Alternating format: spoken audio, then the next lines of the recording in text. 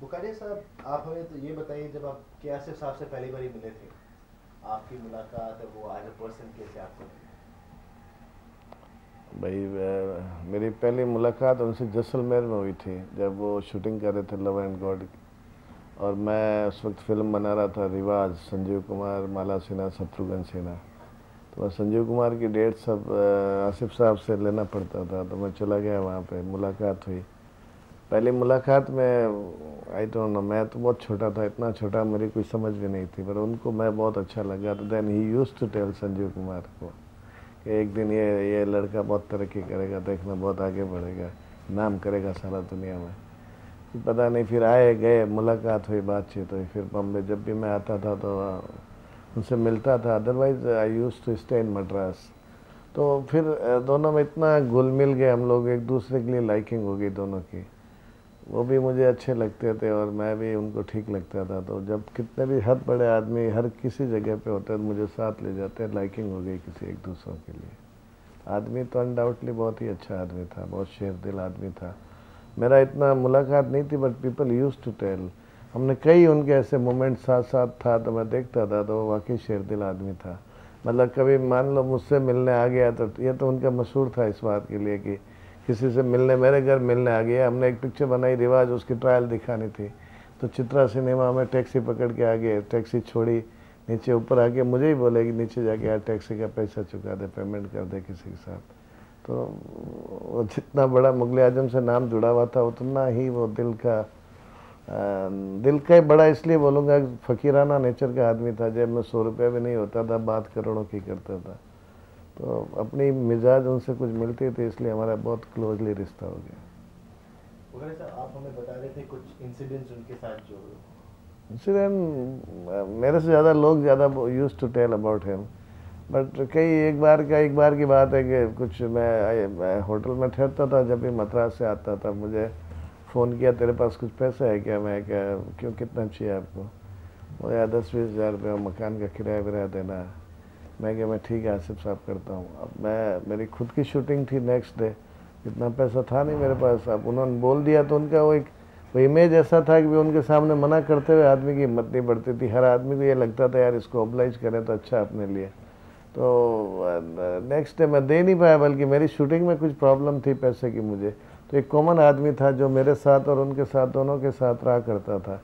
उसने बोला होगा आसिफ साहब को, आज बकड़िया जी को शूटिंग में तकलीफ़ थी पैसे की।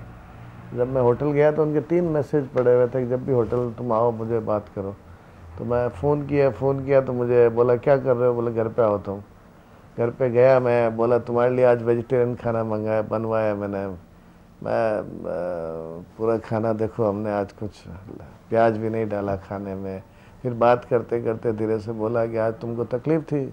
बोला मैं कुछ वो बिहारी बता रहा था कि तुम्हें कुछ पैसे की तकलीफ़ थी, तो हमें बोलते तुम।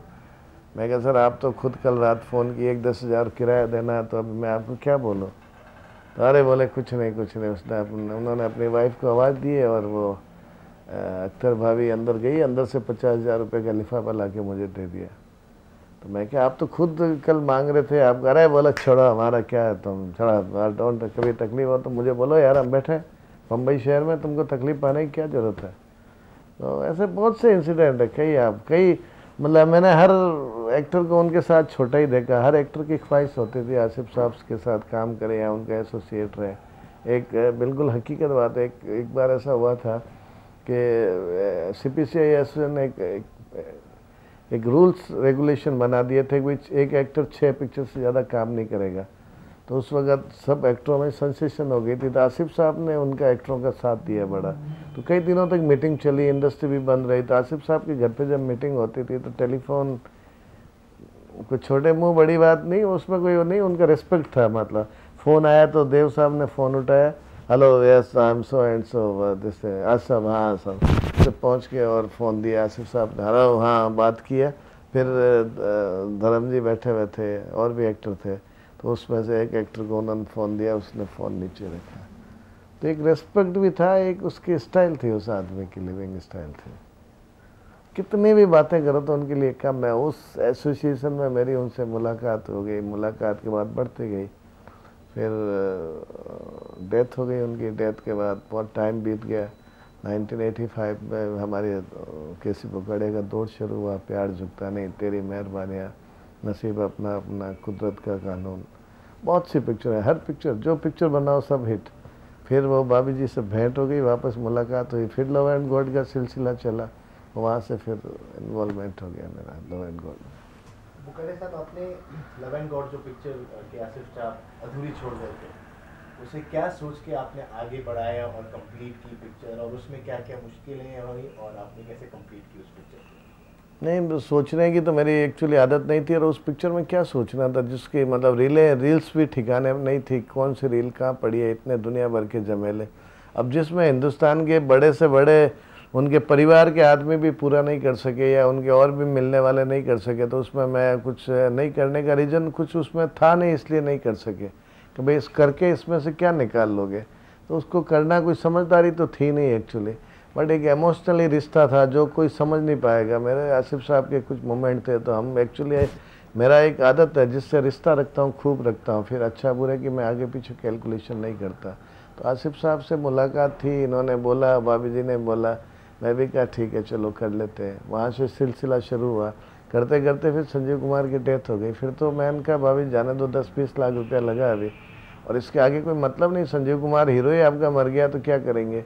फिर बस वो इमोशनली फिर बातें हुई, फिर ऐसा कर लेंगे वैसा कर लेंगे, and somehow we have completed. But picture में बहुत नुकसान हुआ मेरे को, 1.5-2 करोड़ रुपया उस वक्त, अब 85 का 2 करोड़ आज 10 करोड़ के बराबर है। लेकिन जब किया था तब भी कोई मनी का कैलकुलेशन नहीं था, रिलीज़ की तब भी कोई बायर नहीं थे उनके पास, फिर बायर आवे भी कैसे, आधी अधूरी पिक्चर थी, तो पूरा हिंदुस्तान ही मुझे रिलीज़ करना पड़ा।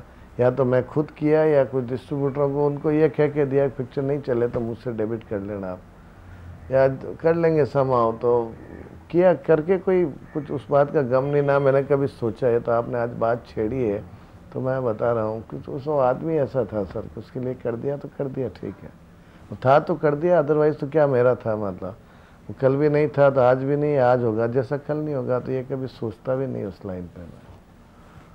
बुखारी साहब, एज अ फिल्म मेकर, जैसे कि आसिफ साहब थे, उनका स्टाइल ऑफ फिल्म मेकिंग, आप भी अभी खुद डायरेक्ट कर रहे हैं, बहुत सारी पिक्चरें की है, उनमें आपको as a style of film maker उनमें आपको क्या इम्प्रेस की, उनके बारे में क्या बात? भाई मैंने तो उनको ऐसा कुछ ज़्यादा काम करते हुए नहीं देखा, 2-3 दिन था मैं जैसलमेर, और उस वक्त तो मैं भी नहीं जानता था, आपको सच्ची बताऊं फिल्म क्या होती क्या, इतना छोटा था मैं। और ठीक है पिक्चर बना रहा था, रिवाज पिक्चर, लेकिन स्टाइल तो उसके आदमी की पर्सनल स्टाइल थी, काम से तो क्या, ठीक है। मुगल आजम उन्होंने लैंडमार्क पिक्चर बना दी एक, जो आज हिंदुस्तान में मदर इंडिया, मुगल आजम, गंगा जमुना, 3-4 पिक्चरों की मिसाल दी जाती है, तो पिक्चर तो थी अच्छी। और फिर अपनी कन्विक्शन से काम करता था वो आदमी, उसको जो समझ है जो पसंद है वही काम करता था।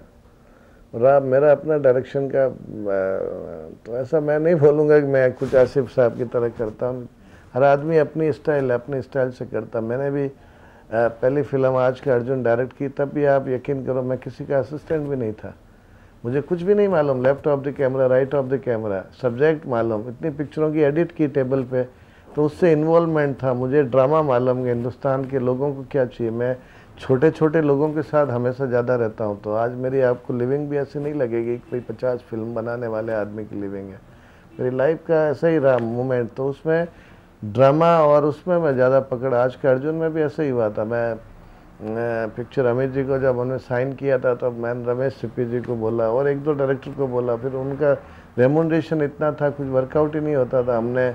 हमारे लोगों ने बोला तो आप डायरेक्ट कर लो, मैंने अमित जी को बोला मैं डायरेक्ट कर लेता, अमित जी ने भी यस कर दिया, मुझे कुछ नहीं मालूम। नेक्स्ट डे मुहूर्त था मेरा, लता मंगेशकर, लता जी ने मुहूर्त पे आई, वो लता जी के मेरे अच्छे रिलेशन थे, उन्होंने कहा मैं 14 साल के बाद किसी स्टूडियो में गई हूँ, कुछ नहीं मालूम मुझे। एक शॉट में 1 आधा घंटा रात को ट्रेनिंग लिया किसी आदमी से जो मेरा एक डायरेक्टर दोस्त था।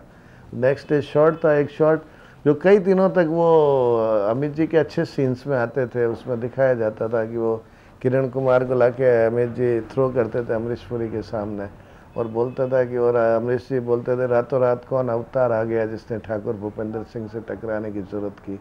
तो अमित जी बोले कि कोई अवतार नहीं आया, ठाकुर जेल से भीमा आ गया। और सुनो ठाकुर, भीमा तुम्हारे इस कुरुक क्षेत्र में खड़ा होकर अपने महाभारत के ऐलान करता है, जितने चक्रव्यूह चलाना चलाओ, तुम्हारी मौत मेरे हाथों लिखी है।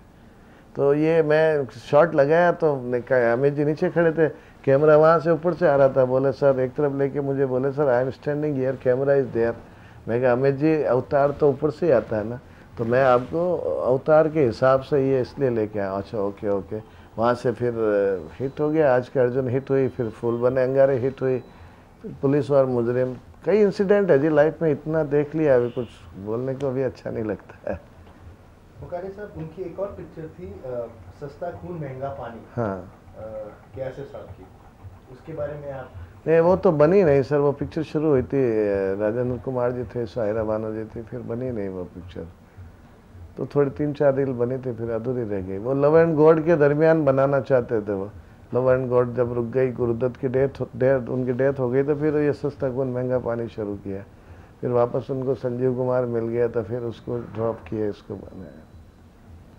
सर, मुगले आजम में जो पिक्चर है, उसमें आपका कोई फेवरेट सीन, फेवरेट कैरेक्टर, उस पिक्चर में क्या चीज़ आपको इम्प्रेस की थी सबसे ज़्यादा?